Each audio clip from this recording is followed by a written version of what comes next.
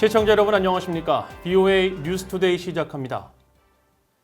미국 의회가 오는 10월부터 시작되는 2021 회계연도 정부 예산안의 윤곽을 잡았습니다. 예산안을 보면 미국 의회는 내년 한반도 외교안보 정책의 키워드, 즉 핵심 사안으로 북한 미사일에 대한 방어와 주한미군, 북한 내 인권 문제를 주목했습니다.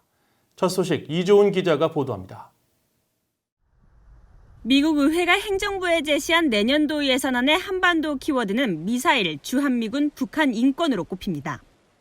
한반도 사안에 대한 주요 예산 배정 내용을 보면 북한의 탄도미사일 위협에 대비해 미국 본토에 대한 미사일 방어를 강화하고 인도태평양 영내 안보를 위해 주한미군을 유지하며 북한 내 인권 증진을 돕는 방향으로 돼 있습니다. 특히 상하원 군사위가 최근 승인한 국방수권 법안은 본토 방어용 신형 중간 단계 지상 기반 요격기 개발과 극초음속 탄도 추적 우주 센서 개발의 가속화를 위한 1억 2천만 달러의 추가 예산이 배정됐습니다. 북한의 점증하는 대륙간 탄도미사일 ICBM 위협을 염두에 둔 것으로 매년 의회의 초당적 지지를 받고 통과되는 미사일 방어 강화 조치입니다. 하원 군사위원회는 더 나아가 북한의 생화학 무기 위협에 대비해 국방부가 관련 준비 태세에 나서도록 하는 조항을 올해 처음으로 법안에 포함시켰습니다. 상하원 군사위는 또 인도태평양 정책의 일환으로 주한미군 유지 조치를 법안에 공통적으로 담았습니다. 의회의 승인이 있기 전까지 주한미군을 현재 수준 미만으로 감축하는 데 예산 사용을 금지하는 조항으로 3년 연속 이어지는 의회의 조치입니다. 새 추리는 또 북한 정부의 사이버 공격 역량을 지원하는 해외 정부에 대한 원조를 제한함으로써 북한의 사이버 위협을 계속 주시하고 있습니다. 한반도 외교 정책과 관련한 예산은 이번에도 북한 인권과 대북 방송에 집중됐습니다. 하원 새 추리는 북한 관련 예산을 인권 증진 활동에만 국한하고 대북 방송 시간을 전년도 수준 이상으로 유지하도록 하는 국무 예산안을 최근 승인했습니다. 새 추리는 특히 대북방송 등 미국 국제방송처 USAGM이 관장하는 국제방송 활동가 운영에 행정부의 요청액과 동일한 수준으로 전년도보다 1억 7천만 달러가량 감소한 약 6억 3,700만 달러의 예산을 제시했습니다. 북한을 포함한 여러 국가를 대상으로 방송하는 미국의 소리 VOA 방송엔 약 1억 9천만 달러, 자유아시아 방송에는 약 3천만 달러의 예산을 권고했습니다. 새추리의 이번 국무 예산안에는 또 5년 적용의 미한 방위비 분담금 특별협정 체결을 촉구하는 내용이 이례적으로 담기기도 했습니다. VOA 뉴스 이존입니다. 미국 정부에 의해 매각된 YG 어네스트호의 대체 선박으로 알려진 북한의 태평호가 남포의 석탄 항구에 정박한 것으로 확인됐습니다. 북한이 보유한 최대 선박이 어떤 이유에서 유엔의 제재 품목을 취급하는 항구의 모습을 드러냈는지 의문입니다. 함지하 기자가 취재했습니다. 선박의 실시간 위치 정보를 보여주는 마린 트래픽의 자료에는 북한 최대 석탄 항구에 선박 한 척이 정박한 것으로 나옵니다. 마린 트래픽 위성 추적 시스템을 통해 확인한 결과 이 선박은 북한 선적의 태평호입니다. 태평호는 지난해 말과 올해 초 사이 북한이 베트남 선사 등에서 구매한 중고 선박으로 지난해 불법적인 북한의 석탄 수출에 이용돼 미국이 압류 후 매각한 북한 선박 YG 어네스트호와 크기가 비슷합니다. 북한이 보유했던 가장 큰 선박인 YG 어네스트호를 태평호가 대체할 것이라는 관측도 나왔었습니다. 현재 태평호가 정박해 있는 곳은 2018년 YG 어네스트호가 억류되기 전 마지막으로 석탄을 싣고 출항했던 남포항입니다.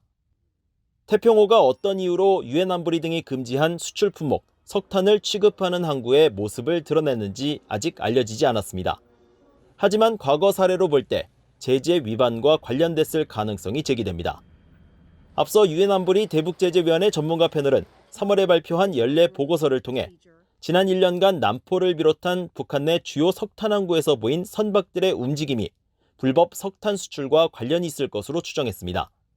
특히 남포에 머물다 떠난 일부 선박들이 중국 근해로 이동해 바지선에 석탄을 하역했다면서 지난해 10월 중국 닝보 저우산항 앞 바다에 정박한 북한 선박 10척의 위성 사진을 공개했습니다.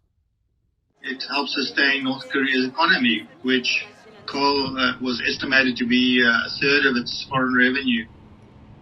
또 미국 국무부와 재무부 해외자산통제실, 해양경비대는 지난 5월 합동으로 북한 등의 제재 회피 목적의 불법 해상 활동에 대한 주의보를 발령하고 북한이 지난해에만 370만 톤 상당의 석탄을 불법으로 수출했다고 밝혔습니다. 북한의 석탄 취급 항구들은 국제사회의 광물 관련 제재가 본격화된 2017년 이후 한산한 모습이 관측돼 오다가 2019년부터 다시 분주해지기 시작했습니다. 신종 코로나 바이러스 사태 이후 올해 초 북한 석탄 항구에 드나드는 선박의 수가 잠시 줄어들었다가 지난 4월부터 선박들의 움직임이 재개되면서 북한의 불법적인 석탄 수출 가능성에 대한 의혹이 커지고 있습니다. VOA 뉴스 함지아입니다. 미국 연방에너지부가 북한 등 6개국을 적국으로 규정하고 미국의 대량 전력 시스템에 위협을 초래하는 적국들의 대량 전력 시스템 관련 장비를 수입하거나 취급하는 것을 금지한다고 밝혔습니다. 미국 에너지부는 지난 8일 이 같은 내용을 관보에 게재하고 지난 5월 1일 도널드 트럼프 대통령의 행정명령 서명에 따라 미국의 사이버 안보에 위험을 초래하는 적국과 이들과 연계된 단체의 대량 전력 시스템 장비를 취득 또는 수입하고 이를 양도하거나 설치하는 행위를 전면 금지한다고 밝혔습니다. 미국과 동맹국의 주요 인프라와 경제 안보에 위협을 초래하는 적대국은 북한을 비롯해 중국과 러시아, 이란, 쿠바, 베네수엘라 등 6개 나라가 적시됐으며 이 같은 결정은 미국 정보당국의 세계 위협 평가와 국가 방첩 전략 보고서, 미국 국가 사이버 전략 등을 기반으로 내려졌다고 에너지부는 설명했습니다. 에너지부는 이어 이번 대량 전력 시스템 관련 조치는 적국의 사이버 공격이 성공할 경우 미국 경제와 공중 보건 안보에 중대한 위험을 초래하고 동맹에 대한 방어력이 감소할 것을 우려해 내려졌다며 오는 9월 28일까지 민간 협의를 통해 세부적 규칙 등 최종 규정을 발표할 것이라고 밝혔습니다. 영국은 최근 북한 인권 문제에 따른 대북 제재 조치에 북한이 반발한 것과 관련해 이번 제재 결정은 영국의 인권 기준에 바탕을 둔 것이라고 밝혔습니다. 영국 외교부는 13일 최근 영국의 제재 조치에 대한 북한의 반발과 관련한 VOA의 질문에 이번 제재 조치는 특정 국가를 겨냥한 것이 아니라는 점을 분명히 했다면서 외교장관이 밝혔듯이 해당 국가 내 영향을 받을 수 있는 주민들을 벌하지 않고 가해자들을 겨냥한 범죄 수사적 도구이며 인권에 대한 우선사항과 활동의 심각성, 제재의 영향 가능성 등 여러 기준에 따른 것이라고 설명했습니다.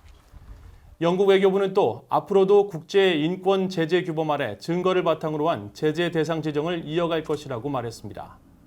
앞서 영국은 지난 6일 첫 독자 인권 제재 대상자에 북한의 국가보위성 등 공안기관 2곳을 포함시켰으며 이에 대해 북한 외무성은 정치적 모략 책동이고 난폭한 내정 간섭이라고 반발하고 반드시 대가를 치를 것이라고 위협했습니다. 탄도미사일 발사 징후와 지상 병력 이동 등을 탐지 추적하는 미국의 공군 정찰기들이 일본의 미 공군 기지에 집결했다는 관측이 나오는 가운데 전문가들은 북한의 어떠한 행동에 대해서도 조기에 경보할 수 있는 확실한 정보를 제공할 것이라고 지적했습니다.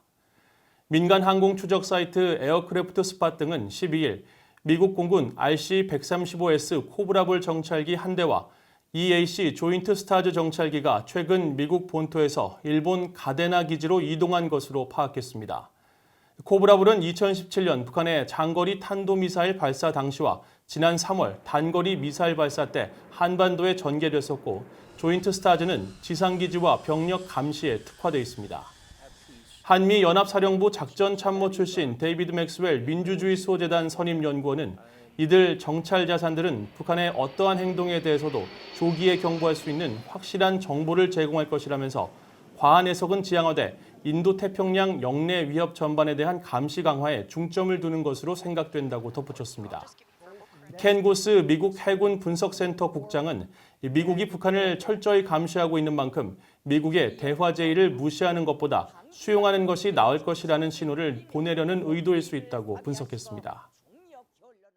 이상으로 VOA 뉴스투데이를 마칩니다. 시청해주신 여러분 고맙습니다.